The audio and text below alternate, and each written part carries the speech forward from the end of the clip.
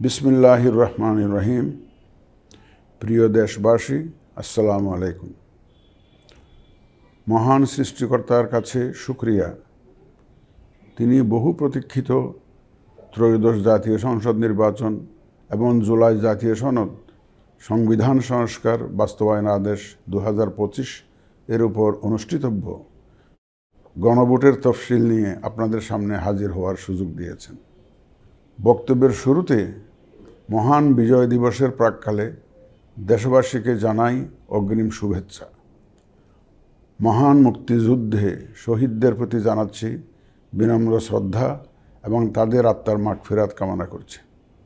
একই সাথে July August 2024-এর ছাত্র গণ অভ্যুত্থানে শহীদদের স্মৃতির প্রতি জানাচ্ছি আমার শ্রদ্ধা এবং তাদের আত্মার শান্তির জন্য দোয়া করছি।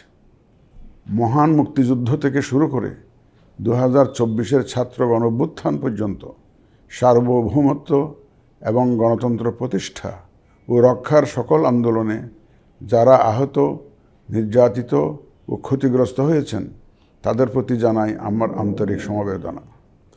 আহতদের দ্রুত আরোগ্য এবং স্বাভাবিক জীবনের জন্য প্রার্থনা করছি। প্রিয় দেশবাসী, জাতি হিসেবে আমাদের অমোঘ শক্তি হচ্ছে স্বাধীনতা, সার্বভৌমত্ব ও গণতন্ত্রের জন্য আমাদের ভালোবাসা ও আত্মত্যাগ। জাতির প্রত্যাশাকে ধারণ করে আমাদের সংবিধান রাষ্ট্রের উপর জনগণের একচ্ছত্র মালিকানা নিশ্চিত করেছে। জনগণের প্রতিনিধিত্বশীল মালিকানা প্রতিষ্ঠার একমাত্র পথ হচ্ছে নির্বাচন। দুঃখজনক হলেও সত্য যে মানসম্মত নির্বাচনের অনুপস্থিতি প্রায়শই আমাদের ঐতিহ্য এবং সামষ্টিক প্রত্যাশাকে ম্লান করেছে। এমনই এক প্রেক্ষাপটে 2024-এর গণ অভ্যুত্থান সংঘটিত হয়েছে। আমাদের ভাই বোন সন্তানদের রক্তের উপর দাঁড়িয়ে আমাদের অঙ্গীকার হচ্ছে একটি সুষ্ঠু ও সুন্দর নির্বাচন অনুষ্ঠান, যা জাতি হিসাবে আমাদের প্রত্যাশা পূরণ করবে এবং বিশ্ব দরবারে আমাদের ভাবমূর্তি উজ্জ্বল করবে। আমার দৃঢ় বিশ্বাস আপনারা একই প্রত্যাশা ধারণ করেন এবং একই অঙ্গীকারাবদ্ধ। প্রিয় দেশবাসী, সুষ্ঠু ও গ্রহণযোগ্য নির্বাচনের লক্ষ্যে গত এক বছরে আমরা বেশ কিছু গুরুত্বপূর্ণ কাজ সম্পাদন করেছি। একটি স্বচ্ছ নির্বাচনের পূর্বশর্ত হচ্ছে একটি নির্ভুল, পূর্ণাঙ্গ ও স্বচ্ছ ভোটার তালিকা। আমরা শুরুতেই এই কাজে হাত দিই। গত এক বছরে নতুন ভোটার অন্তর্ভুক্তির পাশাপাশি ভোট বিমুখ এবং বাদ পড়া প্রায় 45 লক্ষ ভোটারকে তালিকায় অন্তর্ভুক্ত করা হয়েছে এবং 21 লক্ষাধিক মৃত ভোটারকে তালিকা থেকে বাদ দেওয়া হয়েছে। নারী ভোটারদের যথাযথ অন্তর্ভুক্তির অভাবে পুরুষের সাথে নারী ভোটারের ব্যবধান বেড়ে প্রায় 29 লক্ষে গিয়ে দাঁড়ায়। বাদ পড়া নারী ভোটারদের মাঝে সচেতনতা সৃষ্টির মাধ্যমে সেই ব্যবধান উল্লেখযোগ্যভাবে কমিয়ে আনা হয়েছে। আইন সংশোধন করে ভোটার হওয়ার যোগ্যতার তারিখ প্রতি বছর 1 জানুয়ারির পরিবর্তে কমিশন কর্তৃক নির্ধারিত দিনে নির্ধারণ করা হয়েছে। এর ফলে 31 অক্টোবর 2025 পর্যন্ত যোগ্য তরুণ ভোটারগণ ভোট দিতে পারছেন। গত 18 নভেম্বর প্রকাশিত তালিকা অনুযায়ী বর্তমানে দেশে ভোটারের সংখ্যা দাঁড়িয়েছে 12,76,95,183 জনে। এর মধ্যে পুরুষ ভোটারের সংখ্যা 6,48,14,907 জন এবং নারী ভোটারের সংখ্যা 6,28,79,042 জন। গত এক বছরে নির্বাচন কমিশনের সক্ষমতা বৃদ্ধির পাশাপাশি সংশ্লিষ্ট সকলের জবাবদিহিতা বাড়াতে আমরা বহুবিধ আইনি ও কাঠামোগত সংস্কার সম্পন্ন করেছি। গণপ্রতিনিধিত্ব আদেশ এবং রাজনৈতিক দল ও প্রার্থীদের আচরণবিধিতে যথাযথ পরিবর্তন, সংশোধন ও পরিমার্জন করা হয়েছে। নির্বাচন ব্যবস্থা সংস্কার কমিশনের বিভিন্ন সুপারিশের পাশাপাশি নির্বাচন কমিশনের নিজস্ব মূল্যায়ন ও অংশীজনের পরামর্শের ভিত্তিতে এসব সংস্কার করা হয়েছে। এই উদ্যোগ সফলভাবে সম্পন্ন করতে সহযোগিতার জন্য আমি অন্তর্বর্তীকালীন সরকার, নির্বাচন ব্যবস্থা সংস্কার কমিশন ও জাতীয় ঐকমত্য কমিশন সহ সকল অংশীজনদের জানাই আমার কৃতজ্ঞতা। প্রিয় দেশবাসী, বিভিন্ন কারণে এবারের নির্বাচন আমাদের জাতির ইতিহাসে অনন্য ও গুরুত্বপূর্ণ। প্রথমত, প্রকৃত গণতান্ত্রিক ধারা পুনঃপ্রতিষ্ঠার পাশাপাশি কাঙ্ক্ষিত সংস্কার প্রশ্নে সিদ্ধান্তের নির্বাচন এটি। এবার জাতীয় সংসদ নির্বাচন ও গণভোট একই দিনে অনুষ্ঠিত হবে, যা একটি নতুন অভিজ্ঞতা।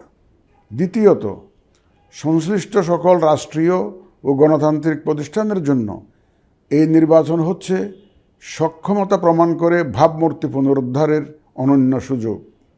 তৃতীয়ত, দীর্ঘ গণতান্ত্রিক আন্দোলন সংগ্রামের পর দেশের স্বার্থে রাজনৈতিক দলসমূহের মাঝে সৌহার্দ্যপূর্ণ গণতান্ত্রিক প্রতিযোগিতার ধারা প্রবর্তনের দাবি রাখে এই নির্বাচন। চতুর্থত, প্রায় অকার্যকর পোস্টাল ভোট ব্যবস্থাকে পরিমার্জন করে এই নির্বাচনে একটি কার্যকরী রূপ দেয়া হচ্ছে। বিশেষ করে বাংলাদেশের অন্যতম চালিকা শক্তি আমাদের রেমিটেন্স যোদ্ধা তথা প্রবাসী বাংলাদেশি ভোটারদের প্রথমবারের মতো ভোটের আওতায় আনা হচ্ছে। একইভাবে প্রথমবারের মতো ভোটের আওতায় আসছেন আইনি হেফাজতে থাকা ভোটারগণ। এছাড়াও নিজ নির্বাচনী এলাকার বাইরে কর্মরত সরকারি কর্মচারী এবং নির্বাচন অনুষ্ঠানের সাথে সম্পৃক্ত ব্যক্তিগণ পোস্টাল ব্যালটের মাধ্যমে এবার ভোট দেবেন। প্রিয় ভোটারবৃন্দ, ভোট আপনার শুধু নাগরিক অধিকারই নয়, বরং পবিত্র আমানত ও দায়িত্ব। এই দায়িত্ব সচেতনভাবে আপনারা পালন করবেন, এ আমার বিশ্বাস। যে কোনো ভয়ভীতি, প্রলোভন, প্রবঞ্চনা এবং সীমাবদ্ধতার ঊর্ধ্বে উঠে নিঃসংকোচে আপনাদের ভোটাধিকার প্রয়োগ করুন। আপনাদের নিরাপদ ও উৎসবমুখর অংশগ্রহণ নিশ্চিতকল্পে সংশ্লিষ্ট সকল প্রতিষ্ঠান ও বাহিনী কাজ করবে। ধর্ম, গোত্র, গোষ্ঠী, লিঙ্গ নির্বিশেষে সকলে এই আনন্দ আয়োজনে অংশগ্রহণ করুন। পরিবারের প্রতিবন্ধী, বয়স্ক ও সন্তান সম্ভবা মা সহ সকলকে নিয়ে ভোট দিতে আসুন। আমি আশা করি আপনাদের স্বতঃস্ফূর্ত অংশগ্রহণের মাধ্যমে ভোটের অনুষ্ঠান উৎসবে রূপ নেবে। প্রবাসে বসবাসরত প্রিয় ভোটারগণ, প্রবাস থেকে ভোটদানের জন্য নিবন্ধন কার্যক্রম গত 18 নভেম্বর থেকে চলমান আছে। আগামী 25শে ডিসেম্বর পর্যন্ত পোস্টাল ভোট বিডি অ্যাপের মাধ্যমে পৃথিবীর যে কোনো স্থান থেকে ভোটদানের জন্য আপনারা নিবন্ধন করতে পারবেন। আপনারা এই সুযোগ গ্রহণ করে ভোটে অংশ নিন, দেশ গঠনে আপনাদের অধিকার বুঝে নিন। প্রবাসী ভোটারগণ ছাড়াও দেশের ভিতরের 3 ধরনের ভোটার পোস্টাল ব্যালটে ভোট দিতে পারবেন, যা ইতিমধ্যে উল্লেখ করেছি। প্রবাসী ভোটারগণের পাশাপাশি এই 3 ধরনের ভোটারগণ আগামীকাল থেকে শুরু করে আগামী 25শে ডিসেম্বর 2025 পর্যন্ত পোস্টাল ভোট বিডি অ্যাপের মাধ্যমে এবং নির্ধারিত পদ্ধতিতে পোস্টাল ভোটের জন্য নিবন্ধন করতে পারবেন। ব্যক্তি ভোটার ও প্রতিষ্ঠানসমূহের প্রতি আমার আহ্বান, আসুন আমরা আমাদের ভোটাধিকার নিশ্চিত করি এবং ভোটে অংশ নেই। প্রিয় দেশবাসী, বর্তমান সময়ে সামাজিক যোগাযোগ মাধ্যমে বিভিন্ন বিভ্রান্তিমূলক তথ্য ছড়ানো হয়ে থাকে। বিশেষ করে কৃত্রিম বুদ্ধিমত্তা ব্যবহার করে অসত্য তথ্য ও অপতথ্যের বিস্তার দিনকে দিন বেড়ে চলেছে। প্রতিপক্ষ দল ও প্রার্থীকে হেয় করার পাশাপাশি নারীদের প্রতি বিদ্বেষমূলক প্রচারণা আমাদের ঐতিহ্যকে ক্ষুণ্ণ করে এবং নির্বাচনকে কলুষিত করে। দেশের প্রচলিত আইন অনুযায়ী এসব রোধে প্রয়োজনীয় ব্যবস্থা গ্রহণ করা হবে। আপনাদের প্রতি আমার বিশেষ অনুরোধ, অসত্য এবং অসৎ উদ্দেশ্যে প্রচারিত কোনো তথ্যে কান দিবেন না, গ্রহণ করবেন না। মনে রাখবেন, অসত্য তথ্য শেয়ার করাও শাস্তিযোগ্য অপরাধ। আমি এবার নির্বাচনে অংশগ্রহণে ইচ্ছুক প্রার্থী এবং দলসমূহের প্রতি 2-1টি কথা বলতে চাই। আসুন আমরা আচরণবিধি মেনে একটি শান্তিপূর্ণ ও উৎসবমুখর নির্বাচন নিশ্চিত করি। শান্তিপূর্ণ সহাবস্থান এবং পারস্পরিক শ্রদ্ধা নিশ্চিত করে ভোটারদের বিশ্বাস ও আস্থা অর্জনই হোক আপনাদের লক্ষ্য। নির্বাচনে দায়িত্ব পালনকারী প্রিয় সহকর্মীবৃন্দ, নির্বাচন কমিশন স্বচ্ছতা, নিরপেক্ষতা এবং দৃঢ়তার সাথে দায়িত্ব পালনে বদ্ধপরিকর। কমিশনের অংশ হিসাবে আপনারা নির্ভয়ে সততা ও নিরপেক্ষতার সাথে দায়িত্ব পালন করবেন। মনে রাখবেন, এ ব্যাপারে কোনো শিথিলতা বা গাফিলতি সহ্য করা হবে না। একটি সুন্দর ও গ্রহণযোগ্য নির্বাচন অনুষ্ঠানে সংবাদ মাধ্যম ও পর্যবেক্ষক সংস্থার সহকর্মীদের ভূমিকা অপরিসীম। আপনারা স্বাধীনভাবে সর্বোচ্চ পেশাদারিত্ব, নিরপেক্ষতা ও বস্তুনিষ্ঠতার সাথে আপনাদের দায়িত্ব পালন করবেন, এটিই আমাদের প্রত্যাশা। প্রিয় দেশবাসী, আমি এই পর্যায়ে নির্বাচনী তফসিল তথা নির্বাচন সংক্রান্ত সময়সূচি ঘোষণা করছি। আগামী 2026 সালের ফেব্রুয়ারি মাসের 12 তারিখ রোজ বৃহস্পতিবার 300 আসনে ত্রয়োদশ জাতীয় সংসদ সাধারণ নির্বাচন এবং একই সাথে জুলাই জাতীয় সনদ সংবিধান সংস্কার বাস্তবায়ন আদেশ 2025-এর উপর গণভোট অনুষ্ঠিত হবে। ত্রয়োদশ জাতীয় সংসদ নির্বাচনের জন্য মনোনয়নপত্র দাখিলের শেষ তারিখ আগামী 29 ডিসেম্বর 2025 রোজ সোমবার। মনোনয়নপত্র বাছাই হবে আগামী 30 ডিসেম্বর 2025 রোজ মঙ্গলবার হতে 4 জানুয়ারি 2026 রোজ রবিবার পর্যন্ত। রিটার্নিং অফিসারের আদেশের বিরুদ্ধে কমিশনে আপিল দায়েরের শেষ তারিখ 11 জানুয়ারি 2026 রোজ রবিবার। কমিশনে দায়েরকৃত আপিল নিষ্পত্তির তারিখ 12 জানুয়ারি 2026 রোজ সোমবার থেকে 18 জানুয়ারি 2026 রোজ রবিবার পর্যন্ত।